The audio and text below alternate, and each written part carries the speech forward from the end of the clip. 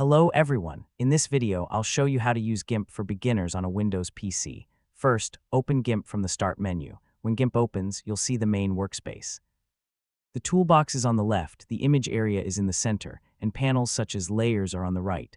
Let's start by opening an image. Click File, then select Open. Choose an image from your computer and click Open. Now the image will appear in the workspace. For beginners, one of the most useful tools is the Move tool.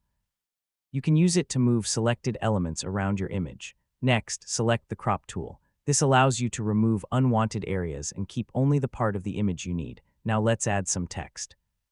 Select the Text tool, click on the image, and type your text. You can change the text size and other options from the tool settings.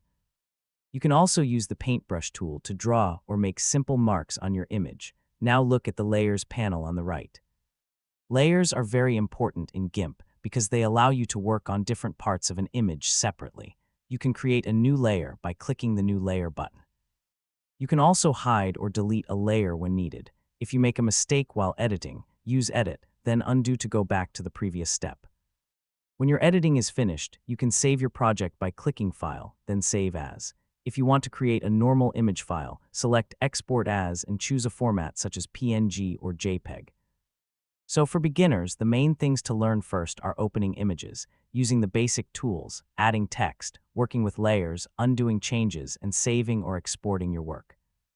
With these basic features, you can start creating and editing images in GIMP, and that's a simple beginner's guide to using GIMP on Windows in 2026. Thanks for watching. Don't forget to like, subscribe, and follow for more helpful tutorials.